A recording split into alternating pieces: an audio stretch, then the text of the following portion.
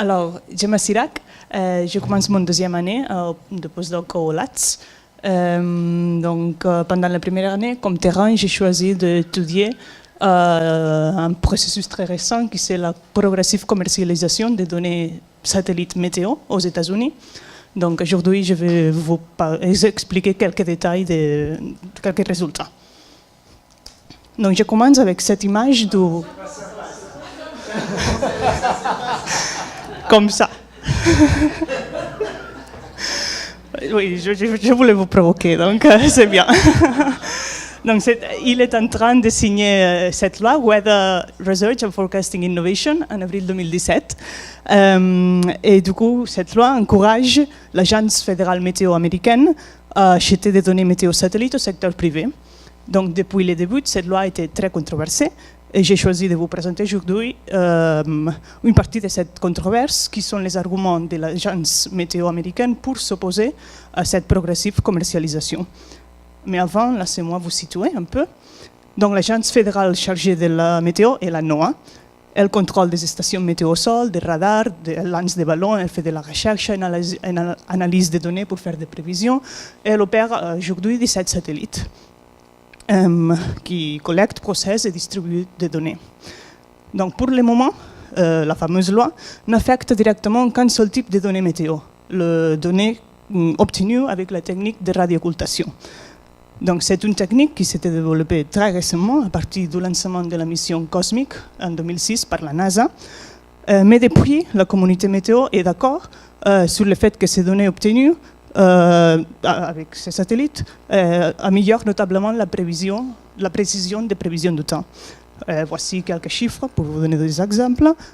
Les principaux centres de prévision du monde, y compris Météo France, utilisent les données de ces satellites pour faire leurs prévisions quotidiennes. Donc, compte tenu de son potentiel, en 2009, la communauté scientifique a convaincu la NOAA pour s'engager dans une deuxième mission pour assurer la continuité de ces mesures, qui c'est Cosmic 2.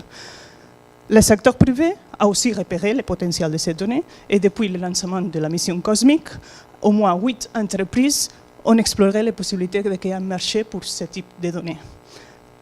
Donc, Konrad Lautenbacher, l'administrateur de la NOAA en 2006, a été un des promoteurs de l'émergence de ces secteurs privés. Après le lancement de Cosmic, il a mené, jusqu'à 2009, il a mené une campagne pour financer des entités commerciales capables de fournir des données de radiooccultation à la NOAA. Après sa démission, en 2009, cette activité s'est enrayée un peu considérablement. Mais après l'arrêt de cette activité à la NOAA, les représentants de l'industrie privée ont déplacé le débat au Congrès, qui est la principale source de financement de la NOAA. Donc, entre 2009 et aujourd'hui, le secteur privé a fait tout pour convaincre les congressistes de l'importance du secteur privé dans la provision de ce type de données très particuliers. Et parmi toutes les compagnies, celles qui ont été les plus sauvages dans jouer leur influence politique ont été GeoOptics et Planet IQ. Ils ont témoigné devant les commissions, ils ont été auditionnés, ils ont organisé des réunions, ils ont réparti des notices, des papiers parmi les congressistes, toute l'activité de lobbyiste.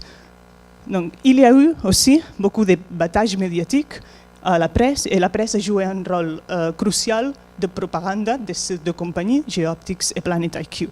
Non seulement la presse spécialisée comme Space News ou Satellite Today, mais aussi la presse plus généraliste, Washington Post, New York Times, même Nature. Donc, l'argument promulgué par Planet IQ et GeoOptics touche sur deux questions majeures.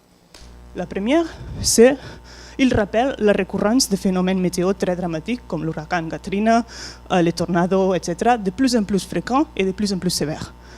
Le discours se résume disant qu'une meilleure prévision du temps peut sauver des vies et protéger l'économie, et les données de radiooccultation sont cruciales pour améliorer une telle prévision du temps. Donc, une fois établie la nécessité de ces données, le secteur privé souligne l'inefficacité de la NOAA à gérer ses propres satellites. Et il raconte aux congressistes tous les détails de deux programmes météo gouvernementaux en développement depuis les années 90 et qui ont souffert de retards, de surcoûts et de nombreux problèmes techniques. Par exemple, un de ces programmes a été cancellé en 2010 après avoir tripliqué le coût et sans aucun satellite placé en orbite. Donc, cette incapacité de gestion, souligne le secteur privé, conduit à ce qu'ils appellent un data gap, car les anciens satellites vont bientôt laisser de fonctionner sans successeur. Ils alertent, je cite, du déclin et de l'état de ruine du système de satellites météo gouvernementaux. Ils déclarent cette situation de crise météo, crise de données ou même crise nationale. Et des think tanks conservateurs, comme le Space Foundation, ont aussi contribué à créer cette sorte d'état d'émergence en publiant des rapports périodiques sur ce qu'ils ont appelé les Satellite Gate. Donc, devant cette crise, Geoptics et Planet IQ s'auto-présentent comme la solution pour assurer ce qu'ils appellent la Weather Data Security, la continuité et l'abondance de données à petit coût pour les contribuables. Mais il y a un aspect qui bloque et qui empêche le secteur privé d'avancer davantage, et d'où l'intérêt de convaincre les congressistes législateurs. Donc, depuis 1992, la loi américaine interdit spécifiquement la vente des données météo satellites. Cette loi a été approuvée suite aux discussions soulevées après une proposition faite par Ronald Reagan en 1983 pour transférer les satellites gouvernementaux météo à des corporations privées. À l'époque, les utilisateurs de données météo satellites, notamment le département de défense, ont considéré que le système satellite météo servait mieux les besoins de la nation s'il continuait à être en main du gouvernement. Le déblocage de cette législation a avancé notamment grâce à Jim Bridenstine, républicain d'Oklahoma, un État très touché par les tornados. Et parenthèse, Bridenstine a été le candidat nommé par Trump pour administrer la NASA. Bien, dès que Bridenstine a été élu en 2012, il a organisé au moins 2 audiences chaque année pour discuter les manières les plus efficaces d'obtenir des données satellites météo, où bien entendu les sources commerciales sont toujours signalées comme l'alternative. Il a aussi organisé des séances de contrôle de gestion de la NOAA et il a demandé des rapports à la NOAA à propos de ses plans pour acheter des données, etc. La pression de Bridenstine a réussi, par exemple, qu'en 2015, le Congrès autorise 9 millions de dollars à la NOAA, hors de son budget ordinaire, pour s'engager dans un plan pilote d'acquisition de données de radiooccultation de vendeurs privés. Un projet pilote qui a commencé en 2016 et qui est en cours de réalisation. Donc voici comment Bridenstine a annoncé sur Twitter un de ses majeurs triomphes, l'approbation bipartisane au Congrès de ces lois en 2014 et 2015. Ces textes amendent explicitement la loi américaine pour autoriser la commercialisation des données satellites météo. Même si ces deux législations n'ont pas réussi à passer le Sénat, elles sont les prédécesseurs de celles que Trump a signées en avril dernier. Les textes sont calqués. Donc, ces lois demandent à la NOAA d'utiliser les données commerciales dans ses modèles de prévision météo tant que possible, et en particulier, cette loi oblige à la NOAA d'acquérir des données de radiooccultation de vendeurs privés.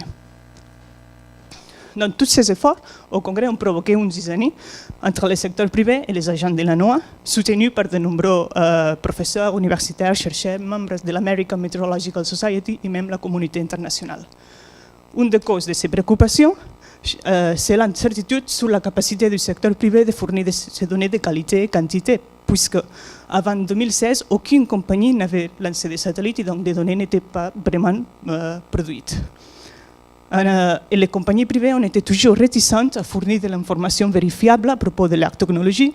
Elles se contentent d'utiliser la presse ou les réunions au Congrès pour lancer des chiffres très ambigus, présenter des projets ou des descriptions trop généralistes, mais sans fournir des études détaillées, des rapports détaillés.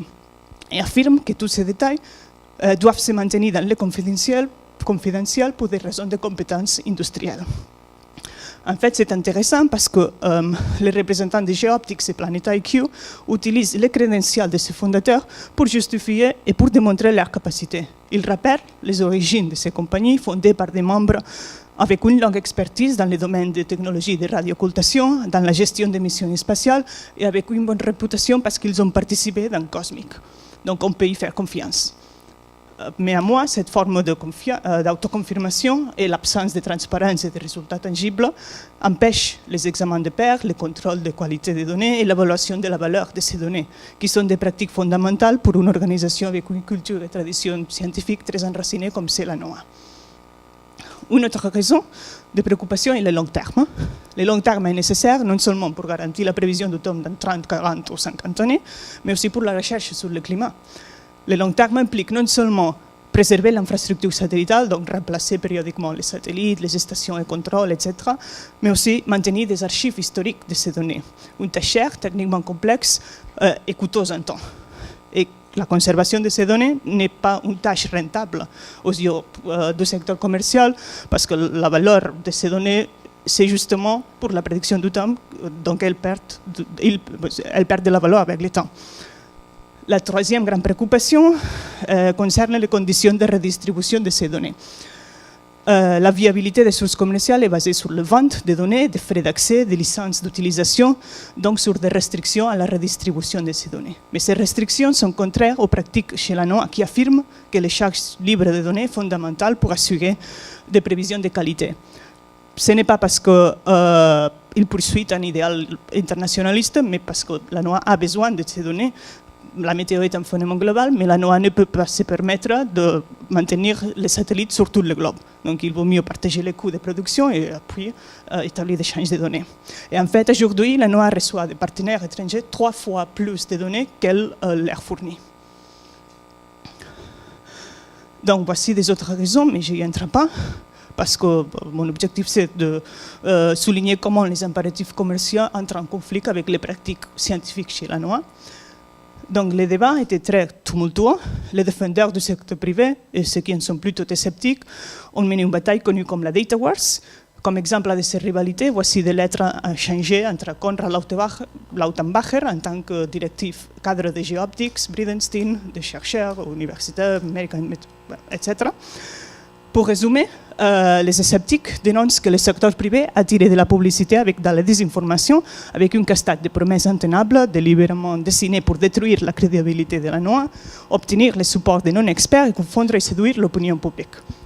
Les défenseurs du secteur privé accusent l'ANOA d'être une agence immerse dans l'inertie bureaucratique, dans l'immobilisme et myope. Mais malgré sa résistance, l'ANOA n'a pas trop d'options. En janvier 2016, elle a commencé un projet pilote pour utiliser ces données commerciales de radiooccultation. Dans le cadre de ce projet, l'ANOA a passé 2 contrats avec 2 compagnies pour lui fournir ces données en mode probatoire. La première c'est Geoptics, acteur connu, qui a préparé le terrain depuis 2006. La deuxième, Spire, est de nature assez diverse. Elle a été créée en 2012 pour produire de l'information maritime avec des satellites. Elle a été fondée par un physicien sans formation ni expérience dans les domaines de la météo, mais qui, en tant qu'entrepreneur, il a repéré une opportunité pour faire du business. Planet IQ n'a pas reçu de financement. Et aujourd'hui, les débutants Spire est la seule compagnie qui a fourni vraiment des données. Donc, il y a toujours de la résistance à la substitution des satellites publics par des systèmes privés de radiooccultation. En septembre 2017, l'ANOA a reporté la continuation de son projet pilote parce qu'elle a vu que la qualité des données d'Spire ne suffisait pas pour faire des prévisions météo. Mais la signature de Trump en 2017 laisse peu de choix et la transition à moyen ou à plus long terme est en cours.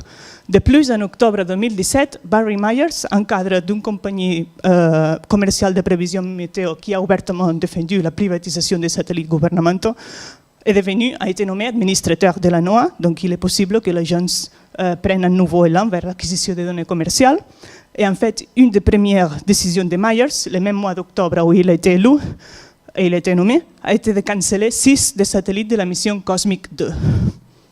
Donc j'ai montré que des préoccupations scientifiques sont en train d'être négligées dans la fin pour commercialiser et qu'un facteur de rejet chez l'ANOA et que le secteur privé non seulement menace son rôle central dans la production de données météo satellites, mais aussi entre en contradiction avec la culture institutionnelle, les valeurs et les pratiques, la façon de comprendre la météo.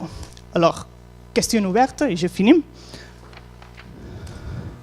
Les agents de l'ANOA, les météorologistes professionnels, les universitaires se sont fermement opposés à la commercialisation de données radiooccultation. Mais en dépit de toutes leurs objections, ces critiques n'ont pas pu freiner l'avancement du secteur privé. On est face à un cas qui montre comment les intérêts privés ont réussi face à l'opposition des experts, de ceux qui normalement ont la légitimité, l'autorité et le prestige. il me semble intéressant de se poser la question sur les conséquences du fait que la légitimité pour produire des données météo se déplace de la science au marché. La viabilité du secteur privé se fonde sur la prémisse que si les données sont assez bonnes, le marché va récompenser la compagnie productrice avec plus de ventes. Mais assez bon pour qui et pour faire quoi? Et une autre façon de le voir, c'est le débat entre une vision de données accessibles, ressources pour tout, et une vision de données comme réservée aux bénéfices privés. On a vu qu'il y a un changement en cours il y a un changement en cours chez les législateurs et décideurs américains d'une perception des données météo vues comme patrimoine bien commun vers celle où elles sont une marchandise en vente. Mais imaginez par exemple que l'information sur la trajectoire d'un ouragan majeur soit seulement disponible sur achat à un film commercial. La question est quelle partie du savoir météo se considère bien public ou bien privé, qui paye pour le produire, le maintenir, le diffuser et qui s'en profite. Je m'arrête là. Merci.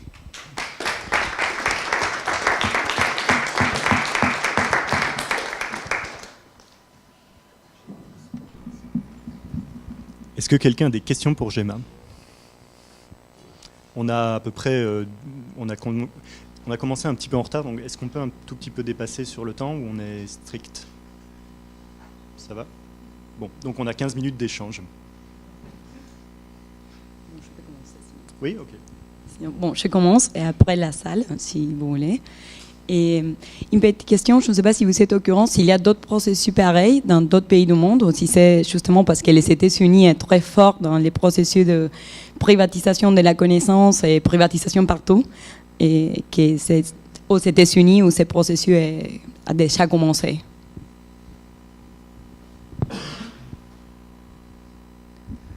Dans les domaines des satellites météo, c'est aux États-Unis, là où il est en train de commencer. Et en fait, on ne sait pas aujourd'hui s'il va continuer ou non, même si tout signale que oui, dans ces domaines-là. Mais dans les domaines satellites, il faut aussi différencier entre les données raw data et produits météo. Et les produits météo sont déjà commercialisés dans beaucoup de pays. Il y a beaucoup de firmes dans beaucoup de pays du monde, transnationales, etc., qui commercialisent avec des produits comme les prévisions, sont considérés comme produits, par exemple, ou des scénarios. Les raw data sont plus difficiles à commercialiser parce qu'il faut toute une expertise très élevée pour pouvoir les utiliser. Mais c'est ça ce qui est en train de passer aussi aux États-Unis.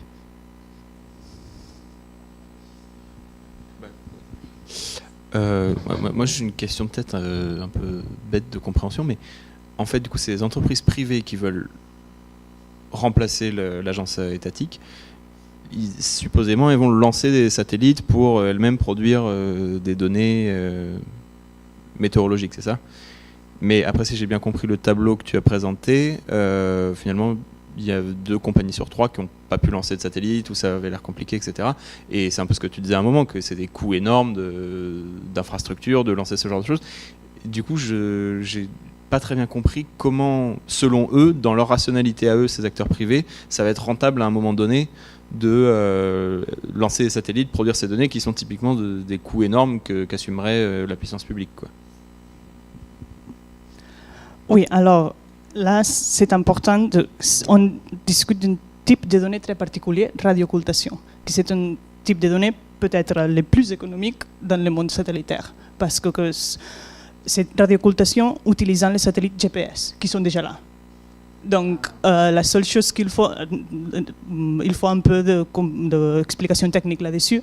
La seule chose qu'il faut pour obtenir des informations météo avec cette technique, c'est de lancer des récepteurs GPS, qui sont comme ce que tous les portables en ont. Donc, ce sont des appareils très petits, très légers, déjà industrialisés, qui peuvent se mettre dans un petit satellite comme ça. Ils construisent des satellites, mais des satellites qui sont déjà industrialisés. Aujourd'hui, il y a des mini-satellites. Aujourd'hui, on lance tous les jours des petits satellites. Donc, il suffit de mettre ces petits dispositifs récepteurs GPS là-dedans. Donc, le coût, ce n'est pas zéro, bien sûr, mais il ne s'agit pas d'autres types de données qui, comme tu dis, ont besoin de beaucoup d'infrastructures. Et ça, c'est une partie de la réponse. L'autre partie, c'est que, je n'ai pas dit ça, mais ils envisagent aussi une participation préalable de la NOAA économique. Donc, presque toutes les compagnies, oui, il demande à la NOAA d'acheter au préalable ce type de données et après on va vous rembourser avec les données. Il y a tous les deux. Déjà fait avec, le gouvernement américain l'a déjà fait avec l'imagerie. Ils ont commencé comme ça. L'imagerie, les entreprises privées ont commencé c'est l'État qui a payé les entreprises privées pour produire des données. Et puis, donc il y a déjà un précédent.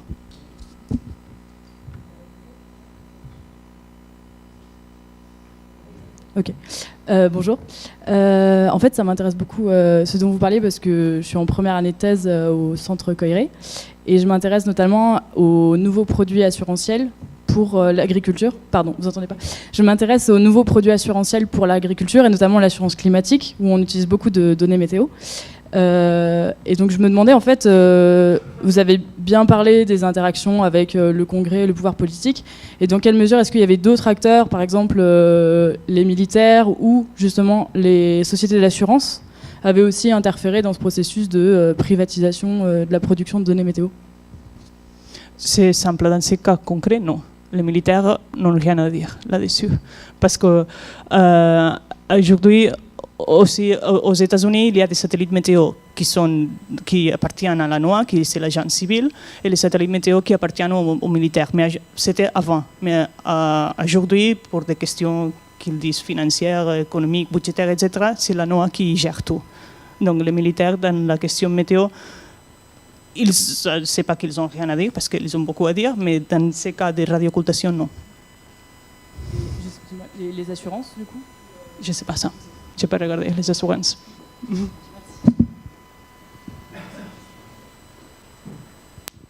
Merci beaucoup pour votre présentation. C'est vraiment un excellent et très riche cas d'étude. J'ai une question une question et un commentaire autour de cette dualité, ce dualisme entre public et privé. Et je me demande si c'est la seule ligne de tension qu'il y a les acteurs publics versus les acteurs du privé. Dans la description, on sent que, en fait, peut-être on peut creuser un peu plus loin pour dire oui, c'est les acteurs publics versus les acteurs privés, mais c'est aussi d'autres mondes qui sont véhiculés, articulés à travers ces acteurs. C'est d'autres temporalités, plutôt court terme, et donc la discussion sur est-ce que les acteurs privés pourront garder en mémoire sur le long terme ces données. Et une autre façon un peu de poser cette question, c'est par rapport à un article de Michel Callan qui s'appelle Is Science a Public Good?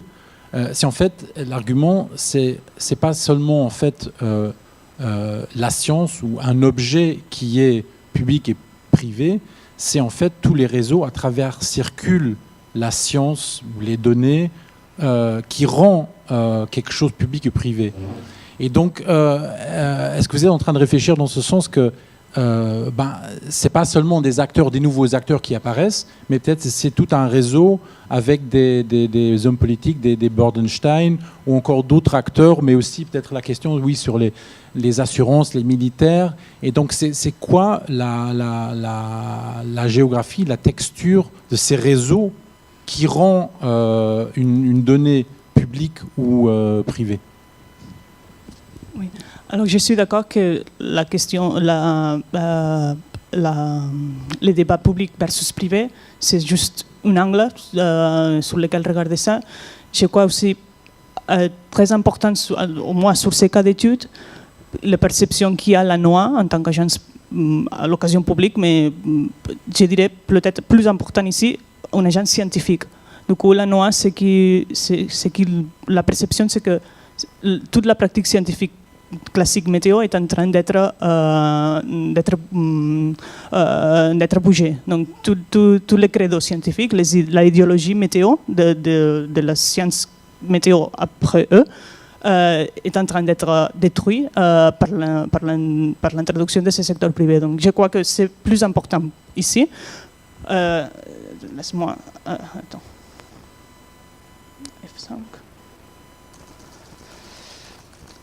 C'est toutes les pratiques que la NOAA considère voilà ici. Par exemple, les conditions de data redistribution, ou le long terme dont tu parlais, les conditions de data redistribution ont plus de conséquences parce que chez les météorologues, ça, c'est comme un des piliers fondamentaux de leur science, pour pouvoir partager les données.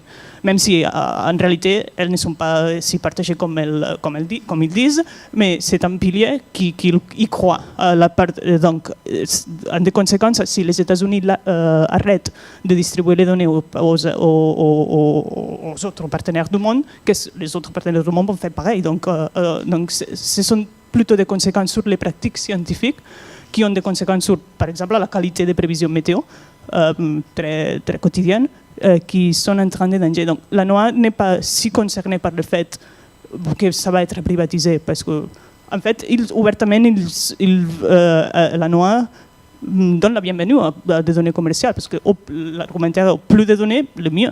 Parce qu'on aura plus de données, donc on aura plus d'informations, les modèles vont être plus réels. Mais ces données doivent être avec garantie, par exemple sur le long terme, sur la redondance, qu'est-ce qui va arriver si dans 5 années la compagnie entre ferme, par exemple. Merci beaucoup pour l'exposé. Je trouve que c'est vraiment fascinant et il y a toute la question effectivement de l'espace comme une ressource, en fait, comme une ressource informationnelle et économique. Et je trouve que ça change complètement les regards. Mais ma question porte sur, ça prolonge ce que disait Morgane, en fait, sur les arguments économiques qui sont derrière. Donc il y a effectivement toute la question des enclosures et la façon dont un certain nombre de ressources qui étaient considérées comme publiques deviennent privées. Mais je me demande si, et c'est vraiment une question, si les arguments économiques sont pour le maintien en fait du statu quo. Il me semble qu'il y a une solution qui n'est pas complètement claire dans ce que vous avez dit, c'est que on peut très bien envisager que la donnée reste bien publique, mais qu'elle soit produite par des acteurs privés. Donc on connaît beaucoup de formes de délégation de services publics et donc où effectivement, il n'y a pas de privatisation de la donnée. Par contre, il y a une privatisation de tous les services. Il me semble que les économistes mainstream, en fait, ont beaucoup poussé pour cela dans de nombreux secteurs en disant, en fait, voilà. Bon, enfin, donc, je me demande s'il n'y a pas cet argument chez les experts que j'ai pas vu en fait dans ce conflit en fait où c'est privé ou public en fait et les schémas qui sont mis en place en fait avec le financement de compagnies qui vont être des providers de services mais avec une répartition du travail avec l'agence me semble plutôt aller dans le sens de finalement de pas de remise en cause sur le fond en fait de la donnée météo comme une donnée publique. Oui, je suis d'accord. En fait, un exemple quand je me suis entretenu avec certains cadres de la NOAA, un exemple qu'ils m'ont dit, justement favorisant la commercialisation de l'infrastructure de production, mais pas de la donnée, ils m'ont donné des exemples et des contre-exemples. Un exemple qu'ils m'ont dit, imaginez que chez la NASA, c'est lui qui coupe the grass. On ne contrainte pas des ingénieurs aérospatiaux pour couper l'herbe. Donc, on outsource. Mais c'est là, la conséquence serait qu'on aurait des restrictions sur la distribution des données. Et la NOAA, dans leur vision du monde, elle n'est pas prête à ne pas pouvoir distribuer les données open. Donc elle comprend que même si l'infrastructure est privatisée, cela aurait d'une manière ou d'une autre des conséquences sur la redistribution des données. Et chez la NOAA, c'est inconcevable. Parce qu'en plus, il y a l'Organisation mondiale de la météo, il y a une résolution qui dit que c'est obligatoire partager les données, même si après tout le monde fait ce qu'il veut. Mais à ce moment-là, ce qui serait peut-être ce qui serait plus productif, ça serait de comparer et de montrer en quoi c'est différent des services classiques qu'on a privatisés dans les utilities, des déchets ménagers à l'électricité, en passant par les autoroutes, etc. Donc c'est une utility de plus, et en quoi elle diffère des autres, ça permettrait de mieux mettre en exergue ce que vous dites du rapport entre l'infrastructure elle-même et la donnée. Et que pour les données, c'est pas la même chose que pour les bagnoles qui circulent sur des autoroutes. Voilà. Mais si vous ne le faites pas, on reste dans un niveau qui est presque idéologique, à la limite, à la fin. Donc il faut bien montrer en quoi ça se différencie des débats antérieurs sur d'autres formes de privatisation de utilities. En tout cas, il me semble que c'est important. Merci. Merci.